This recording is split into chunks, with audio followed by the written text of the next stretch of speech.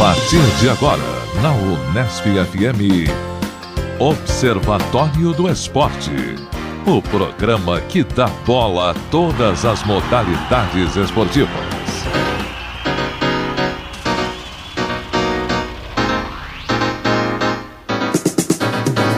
Olá, ouvinte da Unesp FM. Hoje é sábado, 20 de outubro de 2012. Começa agora o Observatório do Esporte. Eu sou Luiz Moraes. E eu, João Paulo Benini.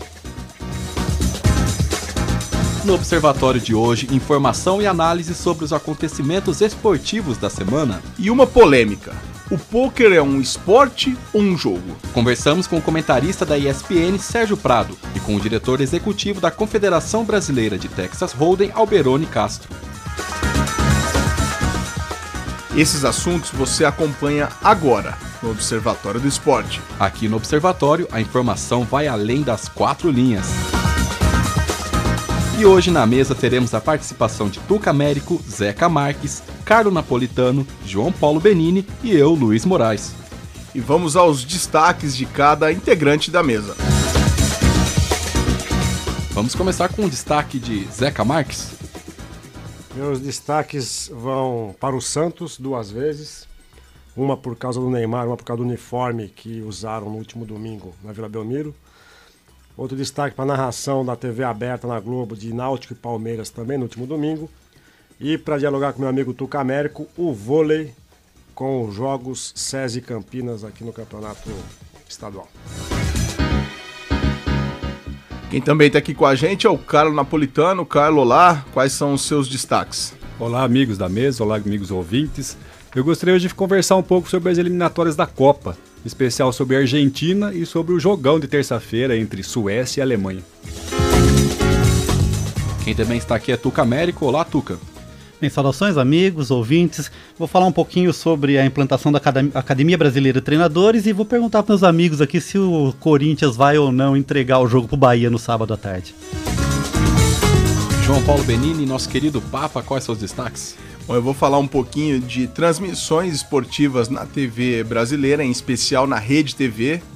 Vou falar um pouquinho do Bauru Basquete e também sobre patrocínio do Palmeiras para 2013, uma temporada que vislumbra o Verdão talvez aí na segunda divisão. E você, Luiz, quais seus destaques? Vou falar um pouquinho do Santos também, mas vou falar da iniciativa de querer mudar o calendário de 2013 do Santos e também um pouco de Fórmula 1, muito de Fórmula 1 hoje, falar aí da dança das cadeiras entre as equipes e também vaiar o GP da Coreia do Sul, que foi o mais chato do ano, disparado. Eu toco a bola então para Zeca Marques. Vamos lá, Zeca. Bom, já vou aqui provocar meu amigo Luiz Moraes então. Eu acho que não foi o mais chato porque nós tivemos tapetes que se desprenderam do chão e ficaram presos no carro do Hamilton. Eu nunca vi isso, sinceramente. A gente já comentou aqui que o Grand Prix de Detroit da Fórmula Indy neste ano teve placas de concreto que se soltavam do chão.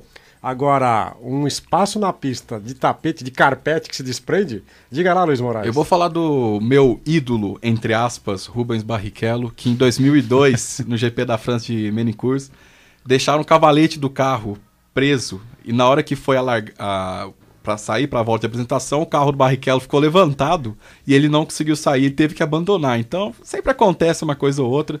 Também aconteceu em 2006, em Hungaroring, o Scott Speed, que era da Toro Rosso, o STR, ele queria largar de pneu de pista seca numa pista que estava molhada, estava chovendo no dia, mas ele queria largar.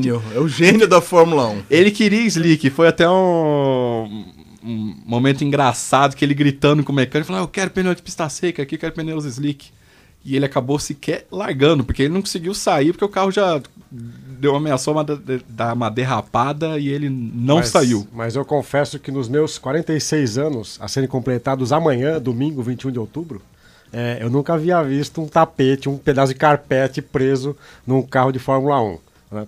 Mas enfim, já que falamos de Fórmula 1, só uma provocação, a nossa querida amiga Andressa Piri Borzillo, que durante 2 anos e meio esteve aqui sentada do nosso lado, ela disse cerca de 4 meses atrás que o Alonso seria o campeão da Fórmula 1 em 2012 e que esse campeonato era o mais disputado da história. A Piri, com a sua propensão, a mãe de Iná, deve errar a sua previsão. Eu acho que o Vettel hoje desponta como favorito para o título, acho que você deve concordar comigo. O Alonso padece dos problemas da Ferrari e padece do fato de não ter um escudeiro que possa auxiliá-lo nas táticas de corrida. Está tendo. O Massa está começando ali Está tendo mais alguém acompanhar. Que anda em quarto, quinto e não anda nas primeiras colocações. Acho que o GP de Suzuka, com o Massa chegando em segundo, foi uma amostra disso. Lógico, contou com alguns abandonos, com alguns incidentes com outros pilotos, mas ele chegando em segundo nesse GP foi a amostra que o Massa está voltando a ser o escudeiro. E não à toa está renovando com a Ferrari. É interessante ver que aqui no Brasil sempre se critica muito o fato de quando um piloto brasileiro é o escudeiro, é o segundo piloto da equipe. Né? O Barrichello na época da Ferrari com o Michael Schumacher, o Felipe Massa agora com o Fernando Alonso. E se esquecem que o Senna, durante 3 temporadas da McLaren, teve o Berger como seu escudeiro. E ninguém reclamava que o Berger fazia corridas especialmente para privilegiar a colocação do Senna. Tanto que o Senna, num grande prêmio do Japão, ele, de maneira até acho um pouco arrogante, abriu a porta para o Berger, faltando 20 metros para a bandeirada final, para o Berger ganhar a sua primeira corrida de Fórmula 1 até então. Né? E então a nossa imprensa se esquece de olhar para o passado. Velhos tempos do cavalheirismo também na Fórmula 1. Né? Cavalheirismo que o Senna nunca teve, digamos aqui de passagem. Bom, o meu... Você diria então que o Barrichello é extremamente cavalheiro? Até demais.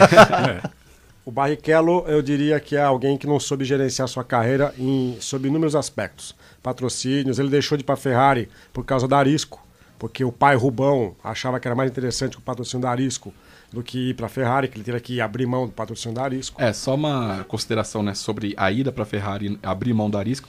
É que era a época que a Ferrari estava vivendo seus piores anos, 95, 96. Então ele viu a Ferrari vencendo uma corrida só com a Alesi, que foi uma corrida mais ali no acaso. Então ele pensou, deixa eu investir aqui na McLaren, que acabou não dando certo. Ele não quis arriscar e ficou com a Arisco.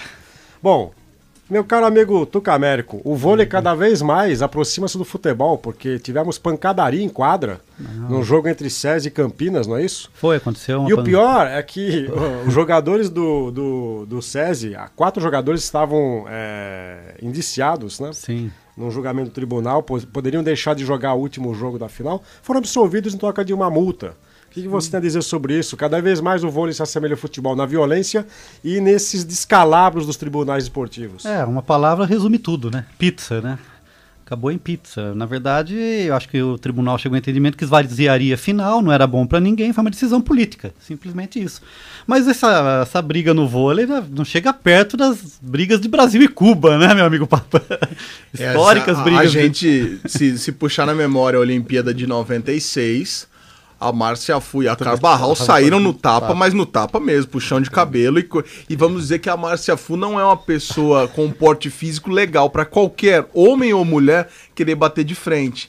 Ela era uma das jogadoras mais esquentadas do Brasil. Ela, Ana Moser, Ana Paula. Sim. Eram aquela coisa. Melhor tê-las como amigas do que como inimigas. Então... mas ainda é raro. Aconteceram muitas brigas também históricas do Brasil-Cuba masculino, chegando a ter tapas na rede e tal. Mas depois, com a mudança da regra, em que o juiz proíbe a comemoração de frente para o adversário, isso diminuiu bastante. Então isso é uma situação rara, é o calor da partida mesmo. E... creio também que a língua portuguesa favorece nessa confusão entre SESI e Campinas, vale ressaltar que não foi entre os jogadores, também né? Teve foi comissão técnica do Campinas, que estavam passando atrás do lado de quadra, onde os jogadores do SESI estavam fazendo aquecimento, estavam ali batendo bola. O que eu acho que é até pior, viu, Papa? Porque aí já envolvem elementos extra-quadra. Isso, então. Né? Eu acho que poderia ter sido uma saída até mais política, né? Você poderia dar uma penalização, propor uma penalidade maior para os dirigentes e dar uma aliviada nos atletas. Mas eu acho que é decisão política e não fica bonito para nenhum dos lados esse tipo de atuação. Mas qual foi o motivo da briga? Começou a bater boca na rede, 2 jogadores, e aí houve uma confusão generalizada, um tomando as dores do outro. E aquela coisa que briga também... A comissão técnica interveio e continuou as provocações. Enfim, clima de final de vôlei. E isso acho que tira um pouco aquela imagem mítica que a gente tinha de que o vôlei é um esporte Qualquer esporte de competição, ele é extremamente acirrado. Né? 10 minutos nos aponta a nossa produção. Bom, no último domingo, Milton Leite esteve à frente dos microfones da TV Globo, na transmissão aberta, TV aberta do jogo Náutico e Palmeiras. O Milton Leite é um excelente narrador, tem demonstrado isso na TV fechada, desde quando ele era integrante da equipe da ESPN Brasil, agora da Sport TV. Mas eu acho que, indo para a TV aberta, é preciso tomar alguns cuidados, né? Cuidados que ele sempre teve na TV fechada e passou a não ter no último domingo. Porque o nível de provocações que ele fez para o Palmeiras, eu que não sou palmeirense, fiquei irritado. Porque eram inúmeras provocaçõezinhas, ironias, veladas, não veladas, com relação à situação desconfortável do Palmeiras na tabela. Acho que todos sabem que o Milton Leite não é palmeirense, pelo contrário. E acho que é lamentável, acho que é evitável que se faça isso, porque a gente sabe que torcida de futebol é extremamente passional. E eu quero ver o dia que o Milton Leite for ao Parque Antártica, assim que ele for reinaugurado, meu caro Carlo Napolitano, o velho Palestra Itália seja reinaugurado, quero saber como será a recepção que ele terá. Lembremos que Galvão Bueno quase foi agredido no Parque Antártica num jogo Palmeiras e Flamengo, porque já se sabia desde há muito tempo que o Galvão Bueno é um torcedor do Flamengo. Isso quer dizer, seria uma recepção à la Galvão Bueno, né? Pois é, e o Milton Leite que não tem ainda a rejeição do público que o Galvão angariou nos últimos anos, em função do comportamento um pouco arrogante, um pouco... Eu acho que tem a ver, que a gente comentou alguns programas atrás aqui, umas 3, 4 semanas, me recordo muito bem, mas que tem um planejamento da Globo em já deslocar, né, o Galvão, tirar o Galvão de cena lentamente e dividir o espaço do Galvão por 4, seria isso? O Milton Leite, o Kleber Machado, o Luiz Roberto e o Luiz Carlos Júnior. Então acho que de repente aí o Milton Leite subiu um pouquinho a cabeça dele e ele quis sair um pouco à frente nessa disputa. Eu acho que não leva a lugar nenhum, porque a intenção da Globo, segundo consta, é dividir o espaço, lotear por 4. Bom, no último domingo também, no jogo Santos e Vasco na Vila Belmiro, o Santos entrou com o uniforme número 2, a camisa listrada, só que nas costas do uniforme havia um quadrado preto, para que o número pudesse ficar mais visível para as transmissões, inclusive. Mas era um uniforme que causava um estranhamento, porque eles confundiam um pouco com o uniforme do Vasco, né? Então é engraçado quando jogam clubes com as mesmas cores, uma solução que eu acho completamente equivocada, que a arbitragem permite. Então o time entra com a camisa branca, o calção preto e a meia branca. E aí a equipe adversária faz uma espécie de negativo, né? Inverte, entra com a camisa preta, calção branco e meia preta.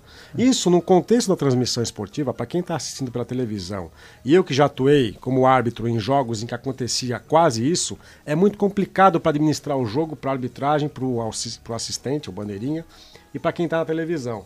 Então a FIFA, ela mostra o exemplo em Copas do Mundo. Uma equipe entra com o uniforme todo branco e a outra com o uniforme colorido, seja vermelho, verde, azul. Um comentário, né? Zeca. Me assusta um pouco esse abandono das cores originais dos times. Não sei até que ponto vale a pena investir tanto na venda de camisetas diferentes e tal. Por exemplo, a camisa do São Jorge do Corinthians. É uma bela camisa. Mas até que ponto aquela cor tem a ver? Tá certo, você pode recuperar historicamente e tal. O vinho? O vinho.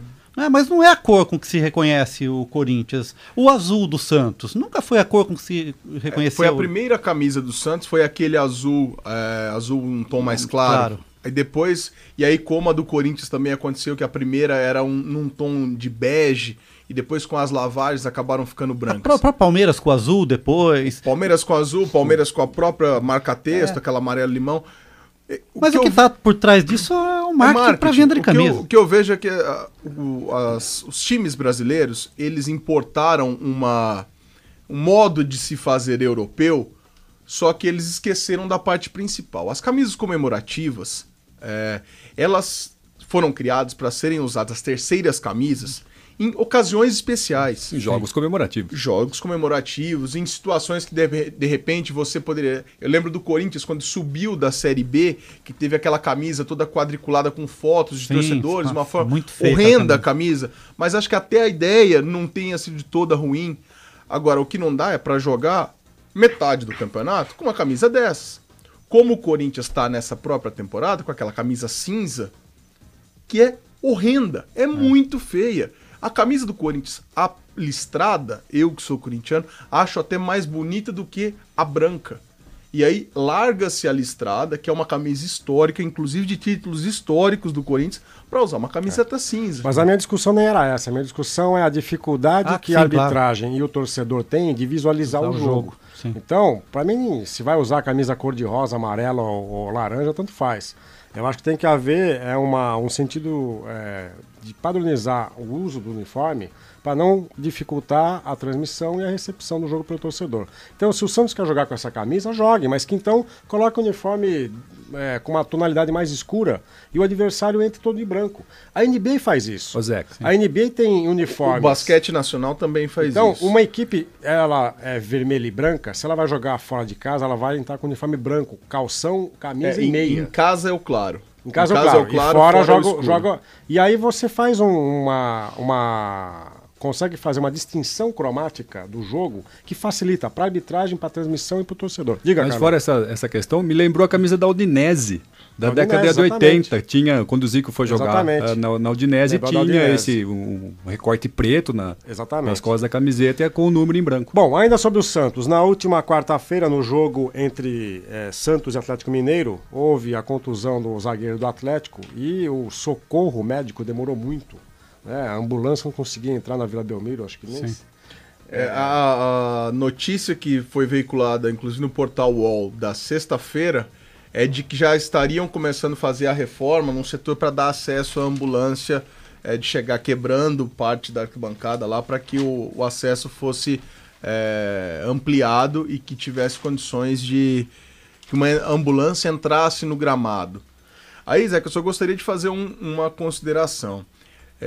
Em estádios europeus, dificilmente se vê ambulância entrando no gramado. O que eles têm são outros tipos de maca, que poderia ter sido usado no caso do Rafael Marques, que é aquela maca dura, de madeira. É uma prancha.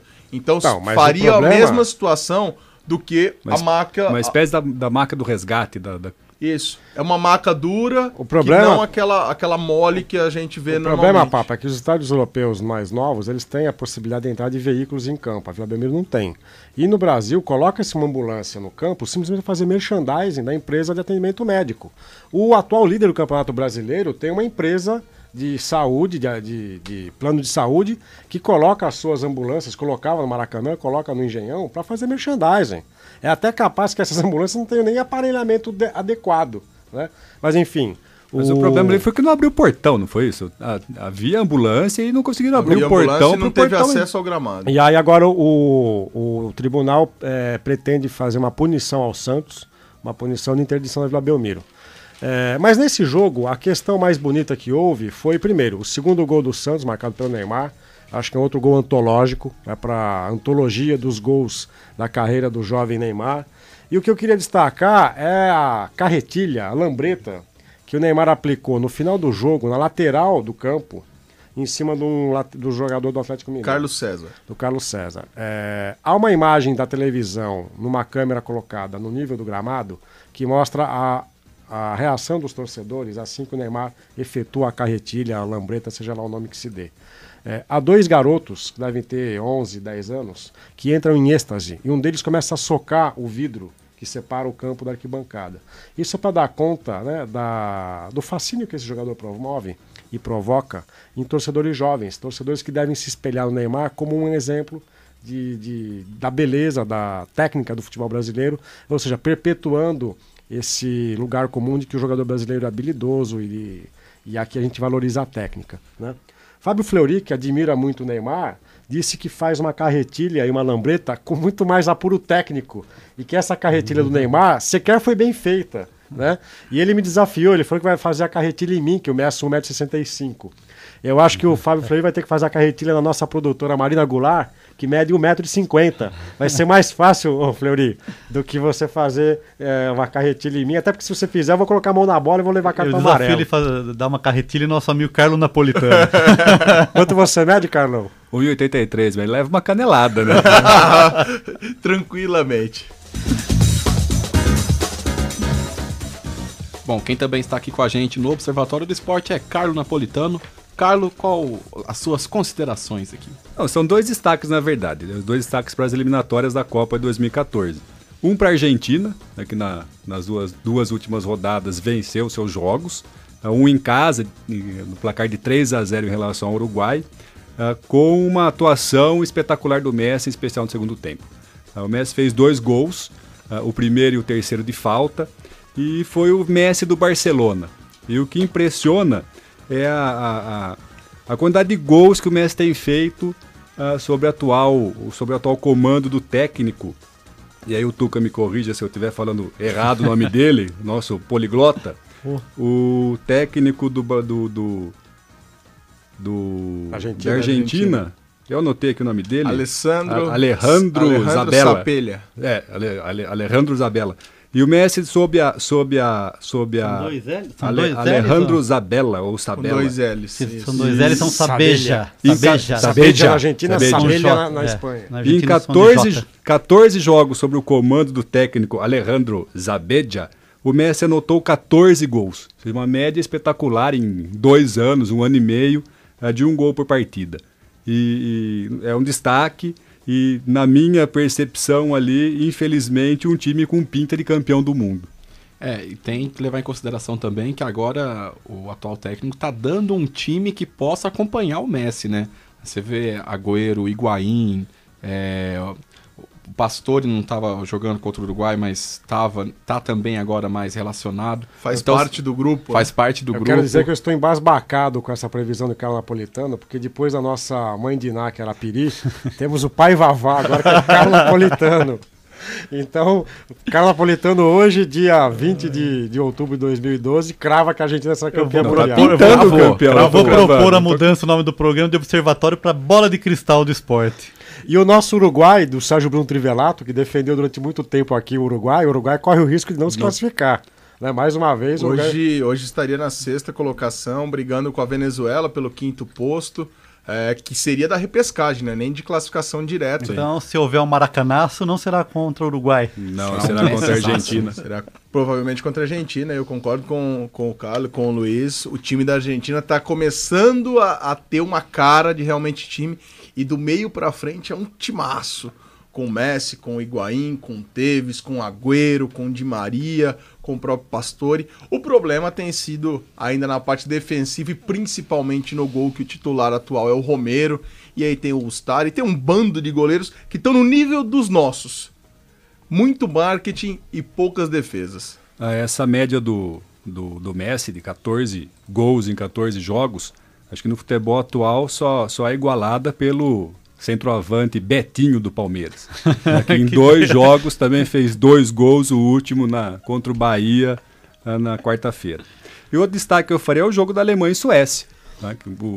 O jogo que a Alemanha ganhava na Alemanha, em Berlim, de 4-0 até os 15, 20 do segundo tempo. E a Suécia, numa reação à la Alemanha, consegue empatar o jogo no último minuto Em 31 minutos foram 4 gols para a equipe da Suécia. Sei que eles topam trocar na orelha o Messi pelo Betinho? Seria uma boa troca, né? O Palmeiras não tem um 10 ali. Eu acho que ia dar um par de chuteira ainda, de lambuja. E também um destaque para o centroavante da Alemanha, o Klose, o Miroslav Klose, que está a 1 gol de igualar o recorde do Gerd Müller, o maior artilheiro. Klose, o jogador fair play. O jogador fair play. E ele está a 1 gol de igualar essa marca do Gerd Müller, que é de 68 gols. Ele tem 67, com os 2 anotados na última terça-feira.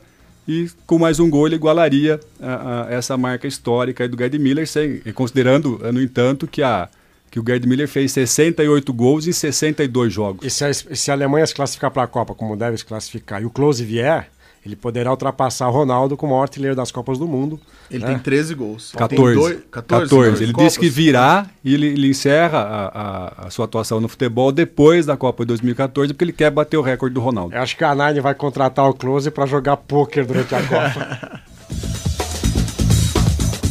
Bom, você que está ouvindo o Observatório do Esporte na Unesp FM, agora vai ouvir as considerações de Tuca Américo.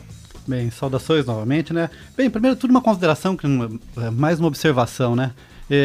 Eu estive participando do evento no Rio de Janeiro e passeando um pouco pela praia na folga do evento, eu acompanhei o treinamento do Emanuel e Alisson, a dupla que foi prata nos Jogos Olímpicos, né?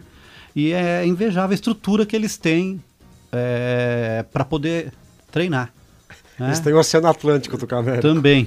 Também. Mas não só a vista, mas toda a estrutura física e de recursos humanos. Tinha em volta, a equipe deles era no mínimo umas 10 pessoas que estavam cuidando do treinamento, entre nutricionista, o pessoal do preparo físico, a dupla de apoio, o médico e tal. E o que me surpreendeu, na verdade, Zé, que eu tô falando tudo isso, a vontade de treinar da dupla. Um sol escaldante e uma vontade de treinar que dificilmente a gente vê hoje em dia. Estavam felizes no seu ambiente, e o Emanuel não é um rapaz mais. 39 anos. 39 anos. Quarentão. E treinando, porque a gente sabe que treino é dor, é muito esforço. Desgaste. É desgaste, mas treinando com uma vontade, uma alegria que... Mas sobre um sol escaldante, você prefere treinar futebol ali na praia de Copacabana ou entrar numa sala de aula aqui na FAAC? Eu prefiro ficar na barraquinha vendo o treino. Ah, certo. Tá, então só essa consideração. E uma notícia também, né, não sei se é boa ou ruim, que enfim, meu pedido foi ouvido, né, o Rodrigão abandona o vôlei e vai jogar vôlei de praia. O Rodrigão, por sinal, que é um jogador de pôquer também. O Rodrigão participa do nosso tema do programa. É um jogador de pôquer, inclusive nessas rodas aí dos esportistas famosos. Muito bem. Podemos fazer um Poker Stars, né? Poker do Stars. Esporte brasileiro. Acho que talvez seja uma potência olímpica. Bem, eu queria destacar, na verdade, como eu falei lá no começo, a criação da Academia Brasileira de Treinadores, ou seja, o Comitê Olímpico Brasileiro, elaborou um projeto onde vai ter uma escola que vai preparar treinadores de diversas modalidades, né, para nível nacional e nível internacional. A primeira leva aí são 4 modalidades contempladas: atletismo, ginástica artística, são 3, atletismo, ginástica artística e natação, com 36 alunos em cada uma delas. Então, é um curso com 2 anos. Então, vamos esperar os resultados. Vai ser dividido aí em 8 módulos presenciais, 3 à distância e 3 de estágio, inclusive com estágio com técnicos internacionais. Eu acho que é uma medida interessante, mas aí nós vamos ter que esperar um belo tempo. Acho que isso não colheríamos frutos imediatamente já para os Jogos Olímpicos de 2016, mas eu acho que é uma iniciativa que demorou para se pensar, né? E a gente pode voltar aqui ao tema, meu amigo Zeca Marques, da exigência do diploma de técnico, da formação específica de técnico numa modalidade, não só o diploma de educação física, que eu acho que não seria o suficiente, mas uma formação específica para a modalidade, para trabalhar em alto rendimento. A gente sabe que são poucas faculdades de educação física no Brasil que têm esse preparo, têm esse perfil, né, que não prepara nem só para a licenciatura, nem só para o bacharelado, mas para trabalhar com esporte de alta performance. Então, fica aí por enquanto a gente não tem os resultados, mas um aplauso retumbante. E para fechar aqui rapidamente, eu queria colocar para a mesa essa discussão do ética novamente, que sempre volta quando tem um time famoso em vias de rebaixamento, e nessa semana voltou à tona a discussão se o Corinthians vai entregar o jogo para o Bahia para prejudicar o Palmeiras. Então eu gostaria de ouvir a opinião da mesa. Parece que o Tite anunciou que o Corinthians entrará com um time misto contra o Bahia neste sábado. Mas diz a mídia também que isso gera um planejamento. Sim, como na última quarta-feira, quando o Corinthians foi derrotado frente ao Cruzeiro, esse revezamento tem sido feito durante toda a temporada. O Corinthians tem 43 pontos e eu acho que a nota de corte neste ano será um pouco mais alta do que dos anos anteriores. Acho que a nota de corte para o descenso vai ficar ali em 45. Então o Corinthians, ao meu ver, deveria conquistar ainda mais 2 pontos pelo menos. Obviamente que faltando 7 rodadas, o Corinthians tem todas as condições, basta empatar 2 jogos, né? Mas eu acho que é muito cedo para o Corinthians começar a jogar a toalha e dizer que não está mais interessado no campeonato. E aí aquela questão ética, né, Tuca? O Corinthians protagonizou uma cena lamentável em 2009, quando entregou um jogo pro Flamengo em Campinas. Eu nunca vi o Corinthians mandar o jogo em Campinas. O jogo era para ser feito no Pacaembu, foi para Campinas porque havia outro jogo na cidade de São Paulo, né? E o comportamento do goleiro Felipe naquele jogo foi extremamente suspeito. Ele sequer foi pra bola na cobrança de pênalti. E ficou de costas para a cobrança do pênalti do Léo Moura. E no ano seguinte o Corinthians tomou o troco, porque aí foi o Fluminense que ganhou do Palmeiras em Barueri. Palmeiras que poderia tentar impedir o Fluminense de conquistar o título em 2010. E 2010 aconteceu o inverso, né? É isso que eu tô falando. O Fluminense deu o troco, o Palmeiras deu o troco. O Palmeiras deu troco. Porque o Palmeiras ele era ainda postulante ao título em 2009, né? E o título ficou com o Flamengo. E no final do ano passado também aconteceu um jogo, né? O Cruzeiro e Atlético Mineiro, foi 6-0, se eu não me engano, 6-1 pro Cruzeiro. E esse resultado livrou o Cruzeiro do rebaixamento. Então ali uma questão Inclusive- inversa, ou seja, inclusive aí com o maior rival, o maior rival entregando ajudando o seu time a permanecer, o mas outro se eu time fosse o permanecer na primeira. Atlético, se eu fosse o Atlético Mineiro, eu sempre gostaria que o Cruzeiro estivesse na primeira divisão, porque um, na verdade, depende do outro para sua sobrevivência, né? Num campeonato e num estado em que apenas duas equipes são competitivas. Eu acho que isso daí faz parte do jogo, América. Eu também acredito, acho que isso acaba dando...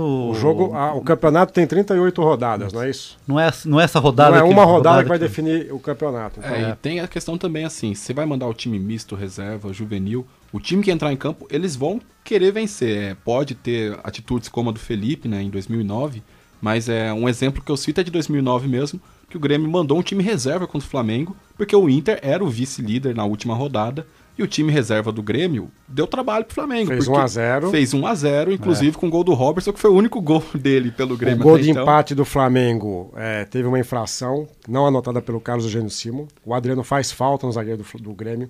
E se virasse 1 a 0 pro Grêmio, talvez batesse o desespero no Flamengo. Precisava ganhar, o empate não bastava.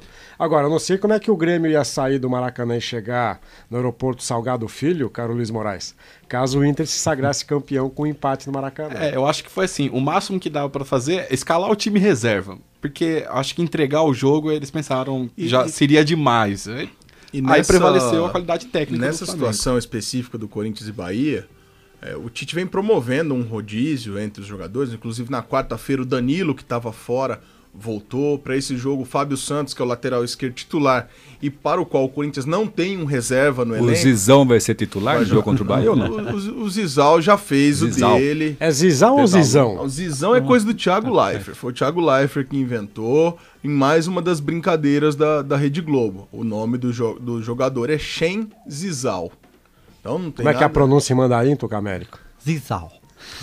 Então o Corinthians vai mandar a campo o goleiro Cássio, vai mandar a dupla de zaga que hoje é a titular em função da contusão do Chicão, Paulo André e o Wallace, o Fábio Santos vai jogar.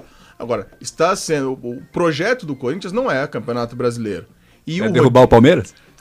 Pode ser um projeto mais interessante o nessa altura do projeto de campeonato. derrubar o Palmeiras, eu diria que é capitaneado por Arnaldo Tironi, que é o presidente do Palmeiras, que só faz lambanças. Mas, de qualquer forma, se o Corinthians escalasse só jogadores reservas para essa partida, acho que poderia ser taxado de ter entregado o jogo ou coisa do tipo. Agora, essa escalação mista vem sendo feita já há bastante tempo, então acho que não dá para jogar um rebaixamento nas costas do seu rival. Mas a torcida do Corinthians vai cobrar isso. Não sei se vai cobrar, mas que não vai ficar chateada se o time perder, não vai. Você está ouvindo agora na Unesp FM 105.7, Observatório do Esporte. E vamos continuar com as considerações agora de João Paulo Benini, o Papa.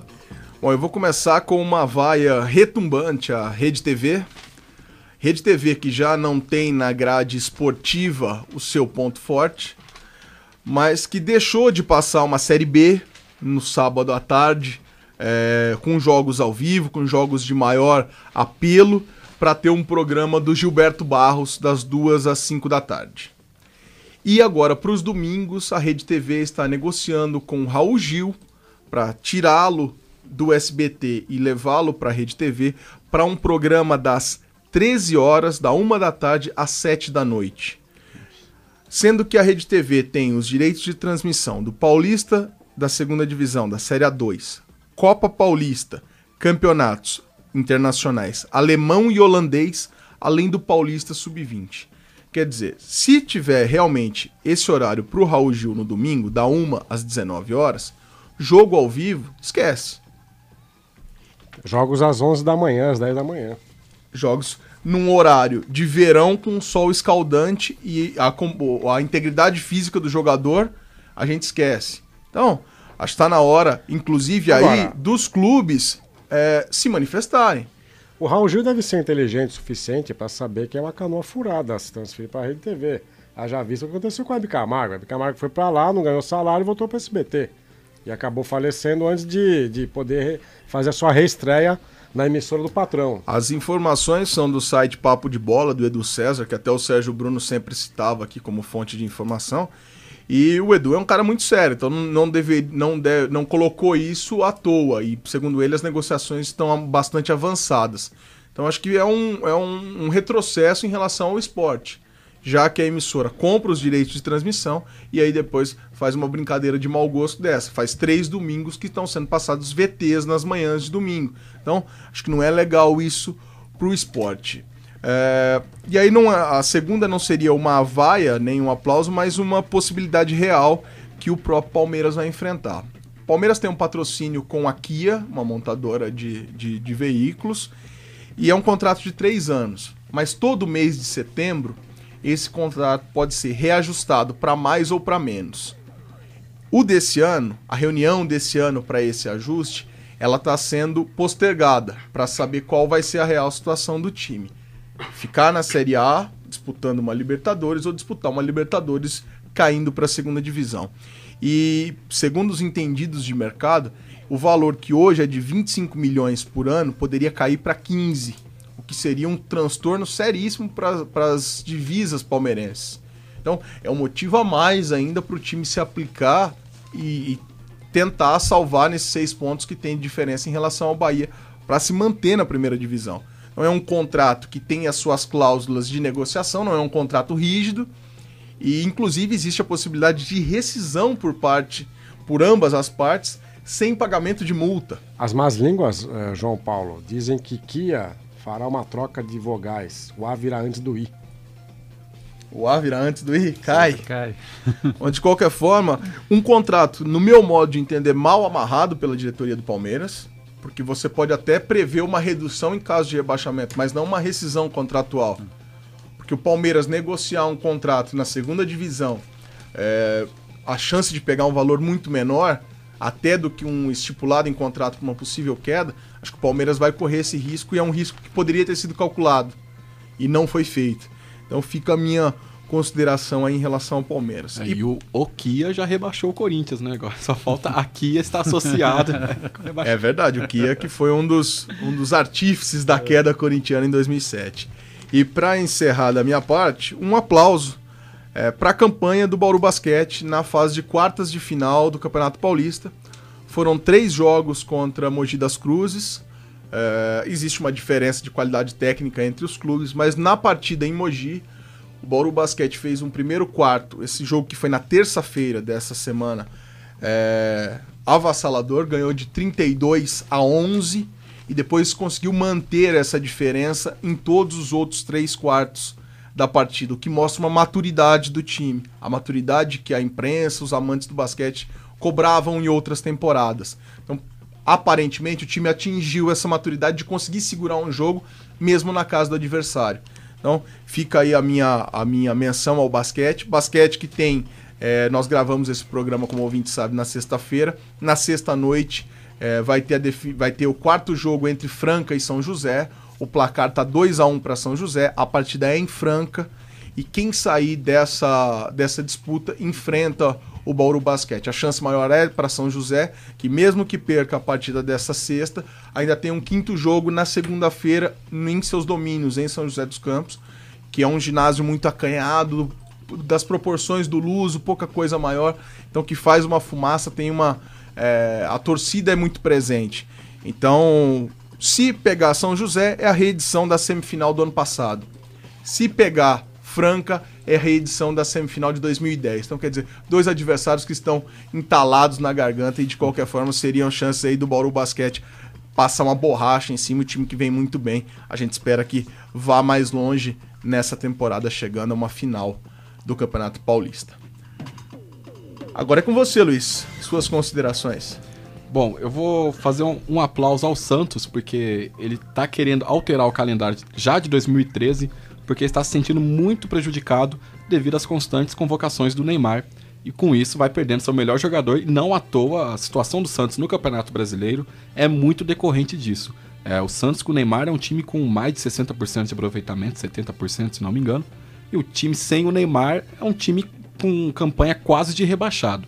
Então, essa grande diferença aí com o jogador no time acabou causando aí que o Santos tá estudando para alterar o calendário já em 2013 para a data FIFA com as seleções aí, no caso a seleção brasileira, se adequar melhor ao Campeonato Brasileiro, porque é um absurdo que você tem uma rodada de Campeonato Brasileiro e um jogo da seleção um dia antes ou um dia depois e os times sendo prejudicados Curiosamente, o time que menos foi prejudicado nessa foi o Fluminense, que é o atual líder do campeonato.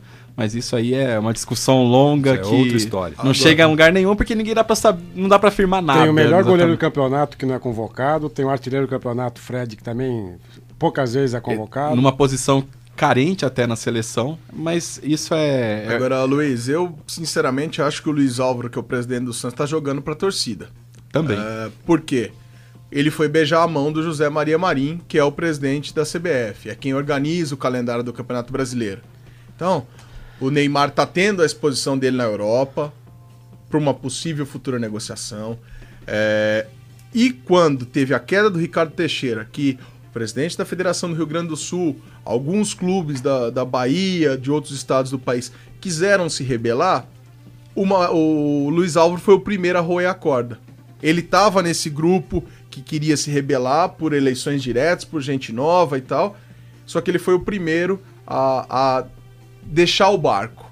E agora ele tá, no meu entendimento, tá jogando pra torcida. Acredito que não seja um confronto direto contra a CBF, mas sim tentar amenizar um pouco ali o impacto. Eu acho Até porque o calendário brasileiro para 2013 já tá pronto. Você tem que pensar agora em 2014, que vai ter a Copa, e aí vai ter um ano todo especial. Para 2013 já tá definido, as datas estão definidas.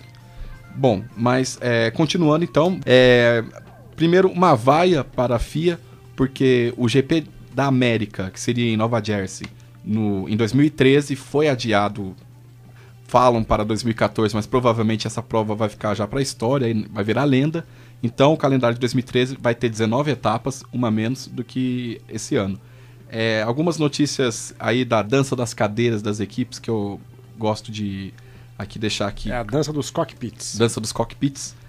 Que eu gosto aqui de falar para deixar mais... que tá ficando mais interessante o grid pro ano que vem.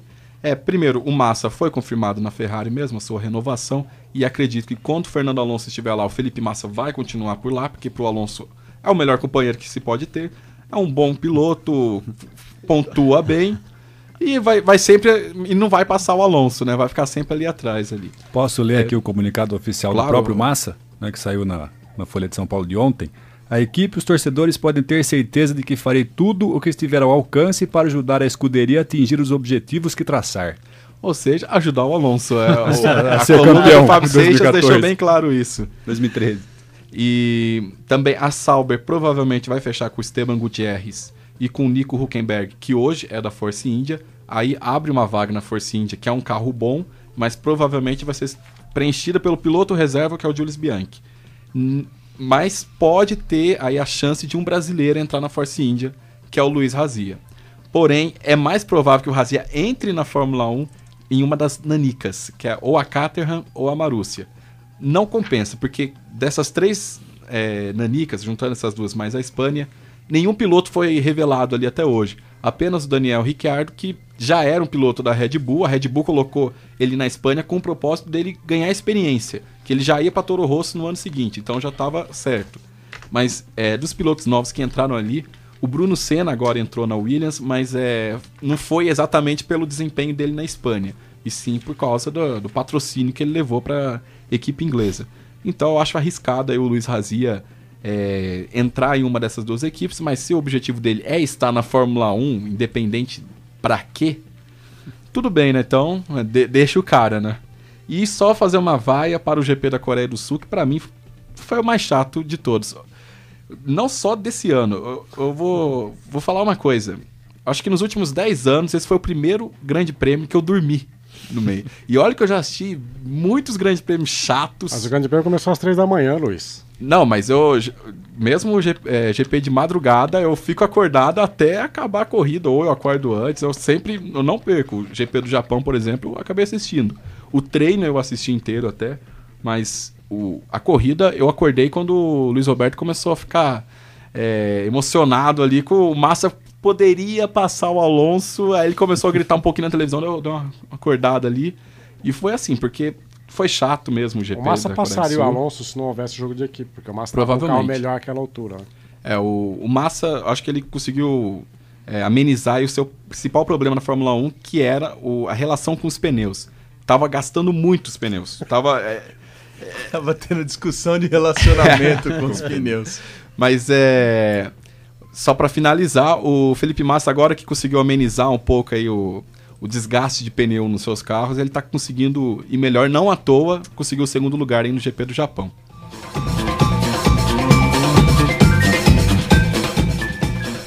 No programa de hoje, o Observatório vai tratar de uma questão que causa muita discussão entre os amantes do esporte.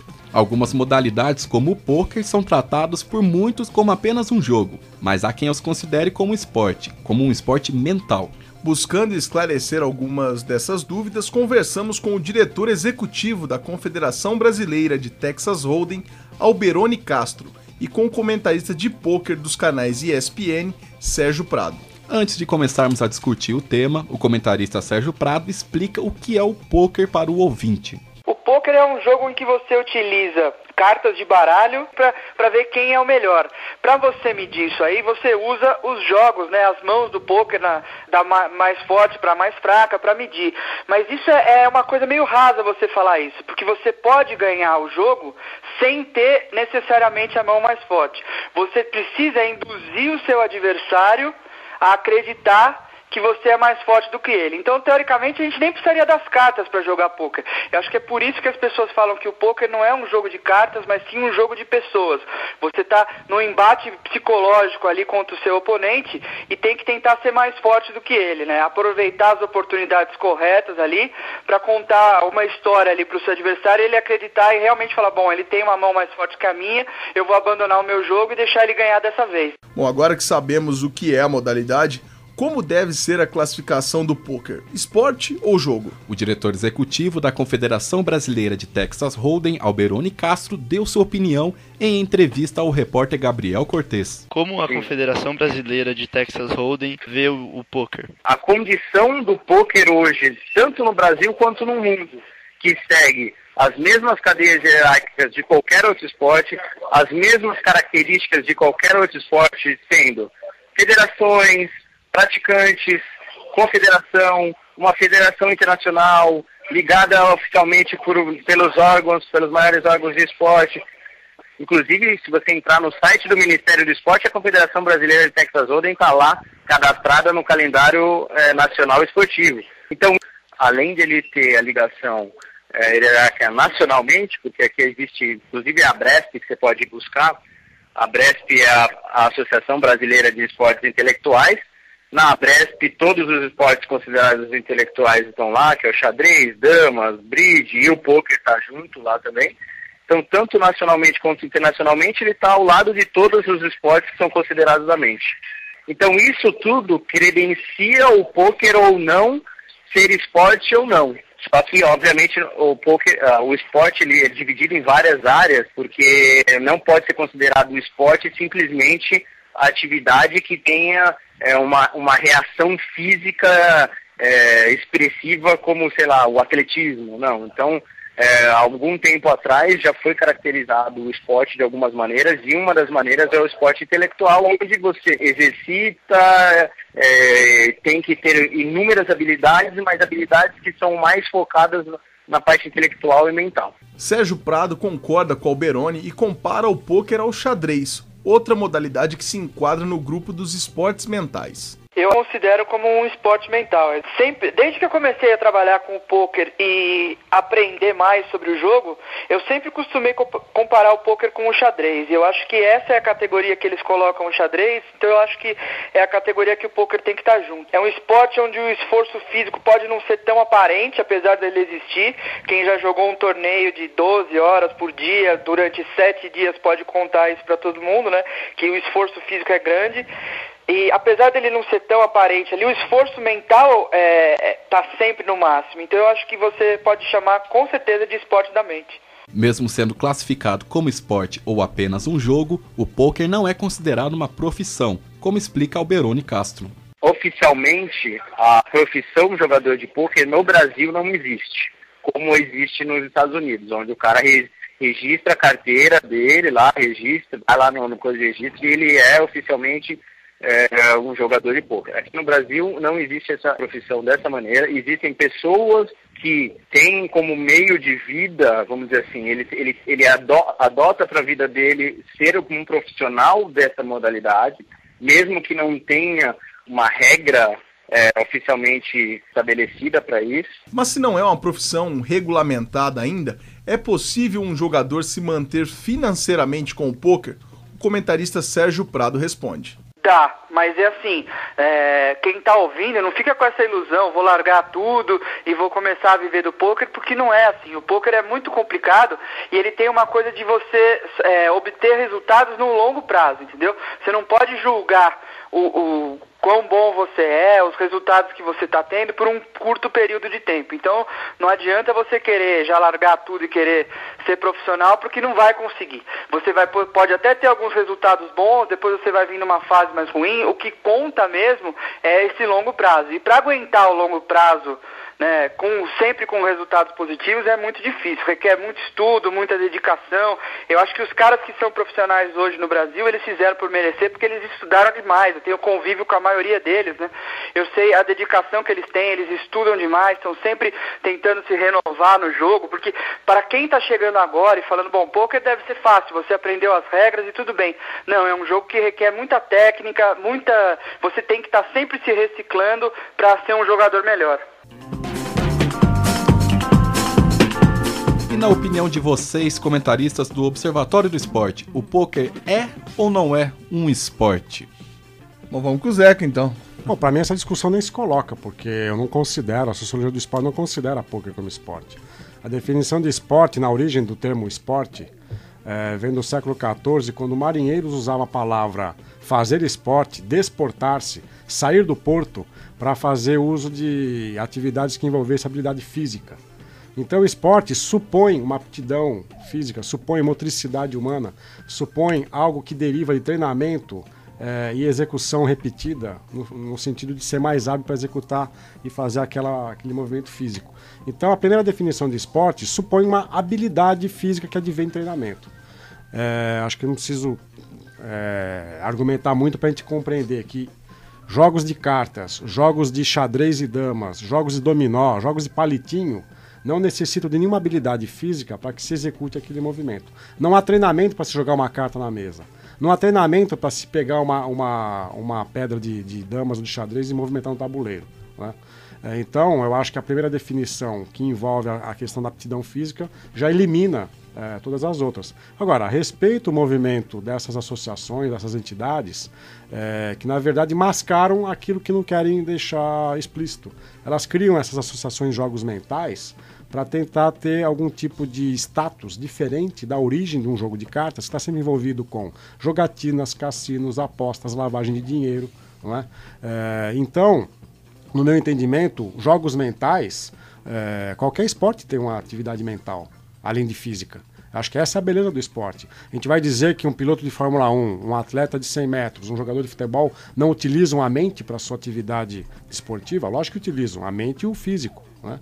Então eu acho que essa observação não se coloca. Com relação às distinções entre jogo e esporte, é preciso resgatar o que vem antes do jogo e o que vem antes do esporte, que é a brincadeira.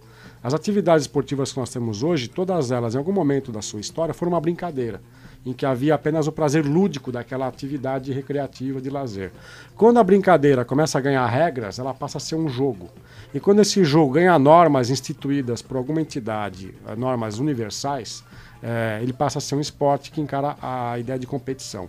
O pôquer tem tudo isso, menos a questão da aptidão física, né? Então eu acho que esse esforço é tentar fazer prevalecer algo limpo, de uma origem não tão limpa, que é a atividade de apostas e cassinos, etc. Podemos definir então o pôquer como uma competição bem montada, digamos assim. Uma competição, um jogo competitivo, mental.